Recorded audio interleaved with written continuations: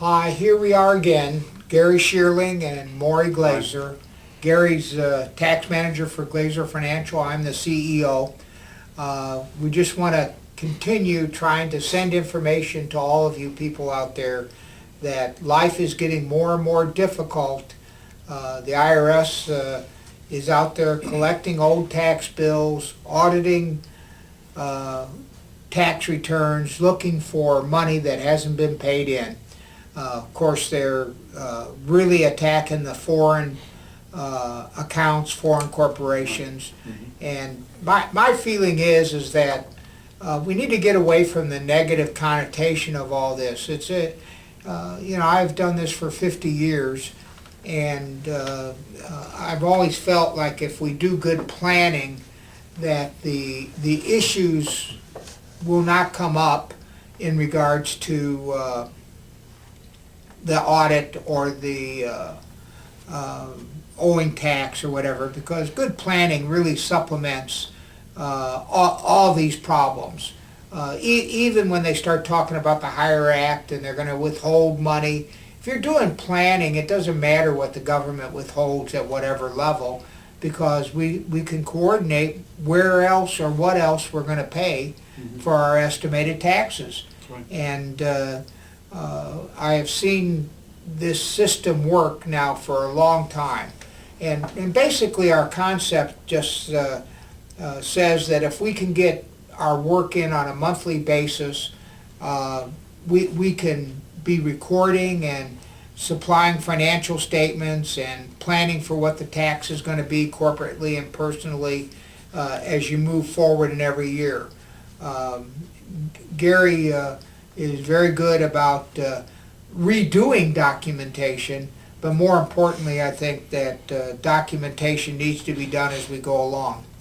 Gary, why don't you discuss some of the things that you think that people need to be looking for in regards to personal versus business expenses? Right.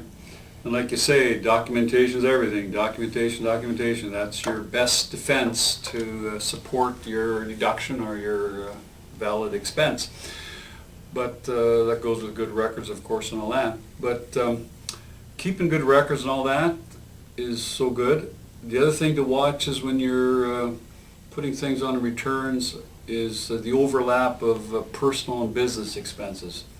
We find that when we have IRS exams and audits, that the area of focus is, sure, they want valid documentation to support the legitimate business expenses, but they always focus in and target these overlap costs where there's business and personal, where there's that gray area where it could be either or. And of course, in business, we try to make a legitimate business expense fully business deductible, but sometimes we cross the line a little bit and we put too much personal there. So that's an area, and that's the reason that they focus in on that. So for example, travel, although travel, hey, business travel, hey, that's no problem there. That's for business. Just document where did you go and who did you meet with, the prospect, the taxpayer, or a client, or business purpose and all that kind of thing.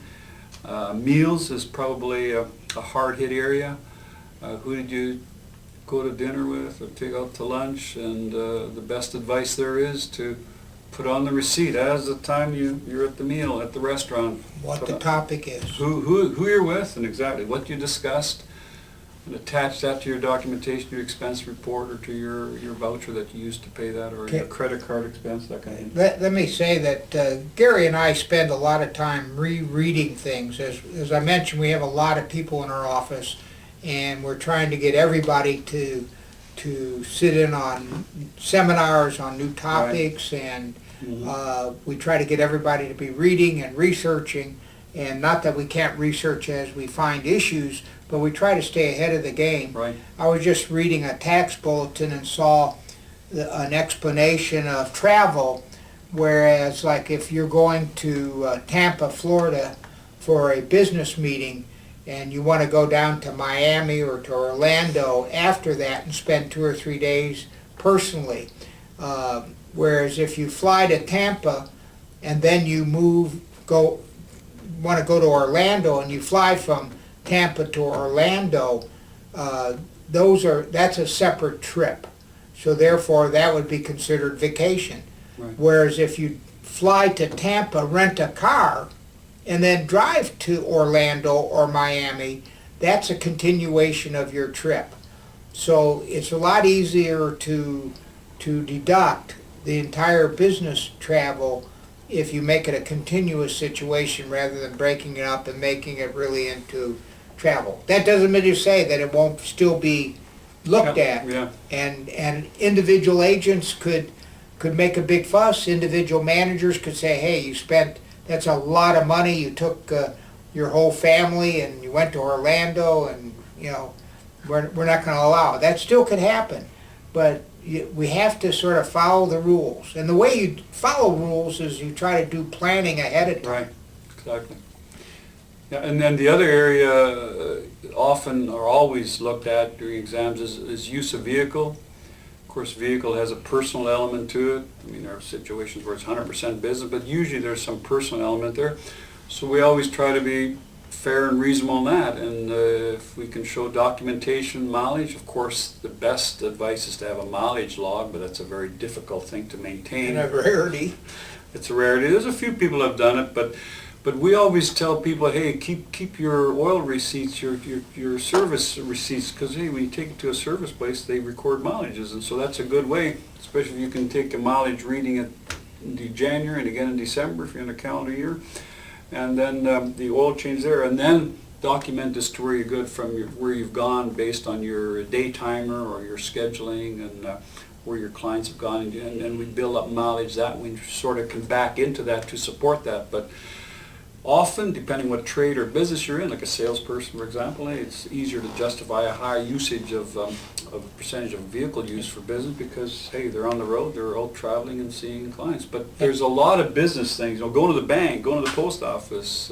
Office Depot, Home Depot. Yeah, those are all business functions. So. And a lot of times, the IRS agents, they really are utilizing their computers. So potentially they'll sit there with their little computer and they'll say, well, we just added up, it's 12 miles to the office, that's commuting.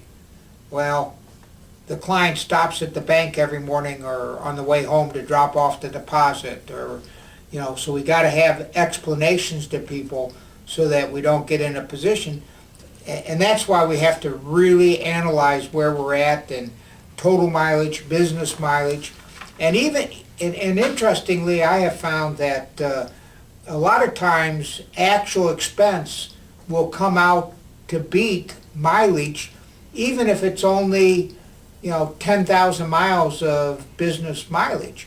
Right. You might say, well, gee, that's only that could be $500, right? 50-some cents a mile. Right. But if you add up all the expense for insurance and repairs, maintenance, oil changes, that could be $2,000.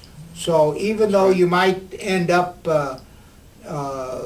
thinking that you should just use mileage or it doesn't pay to count it, we always compare actual expense to your business miles times the allowed mile rate. That's right, because even if your mileage is low, it can still give you a higher percentage factor. You drive fewer miles, but what you do drive is mostly for business, or 60 or 70 or 80% for business, and that 80% is then used of your actual costs, like you say, the insurance, the operating costs, fuel, oil, repairs, those kind of things, interest if it's financed, leasing costs if it's leased, so on. The other area is office in the home. When we do that, we have some pretty strict schedules, and so you take a percentage based on square footage of the office that's And it's got to be exclusively and used. fully dedicated. Can't be the guest room and can't compensate for anything else, but exclusive square footage of the office space as compared to the entire complex. And we throw in some storage, often in the garage or attic or that kind of thing for records and so on. But we come up with a percentage, and then we take that percentage, say it's 10%, take that of the mortgage cost, the interest cost rather, taxes, property taxes, utilities, insurance, securities, some of those kind of things, and then we use that in there. So again, that's a prorated number. Cell phones is another area they look at, although that's sort of fading Yeah, it's away. fading away. Yeah, but cell phones, the tendency is to use, hey, my cell phone's 100% for business, and they wanted to do an actual listing or listed property type of thing, but I think they've backed away from that. Yeah, so- because the cost of cell phones and telephones have gone way Yeah. down. Yeah, exactly. Now, the other thing that I like to recommend is I like to recommend to make sure that the spouse is put on the payroll of the business, especially, and I know my spouse and Gary's spouse, helps. Maybe not a lot, but if we, if your spouse is employed with you, then the spouse can travel with you. I'm a big one to think about, even putting my kids, when they were growing up, all worked within my firm. So I had people the children on the payroll. And I made them come in and do filing, and made them come in and and back then it was like dusting all the furniture. Yeah, we used to do that too, yeah. Today children are extremely intelligent. I have some grandchildren at this stage that probably know more about computers than I even can think of. Yeah, that's right. So, there's a lot of things that you can do in the planning stage that's extremely important. So keep good records. I mean, That's important. organize the data, keep good records. And think. Yeah, and so that you present it for the preparers, so that we can present it in a good manner, and we don't get into these problematic areas. We try to avoid trouble if we can at all. Well, and if you're doing the planning, I think what we have found, if you're doing the planning, I don't remember who we were with last week, but have you ever thought of, in fact, I have an associate of mine, he was trying to figure out how to fund his children's education. I said, well, you got 10 businesses. Your kids, as they get older, the old revenue ruling is, once you reach 7, there's a revenue ruling, I think from the 70s, that said if the child is over 7 years of age, that you could put them on the payroll. I said, so let's start thinking about what they're going to be doing as they mature and get older. But everything needs to be discussed. And if we start in January, February, you can start to plan college education when the children are born. You can start to think about a lot of different issues. If you start planning your trips and think about, okay, what are we doing? And if your wife travels with you and she's working with you, then we need to make sure it's documented. We need to make sure the board of directors minutes, if you have a corporation or even a partnership or an LLC, to make sure the members' agreements notes indicate salaries, pension plans, Medical reimbursement plans. So if you don't have a lot of employees, or even if you do, there are things you can do. So you can deduct a lot of the expenses, because going into the future, medical care is going to get costly, and we got to figure out ways so we can deduct it. But we got to come up with solid plans. Got to be documented in the minutes. It's got to have a separate plan. I think it's section 105. You can put in a formal plan so that you can pay for all the medical expenses.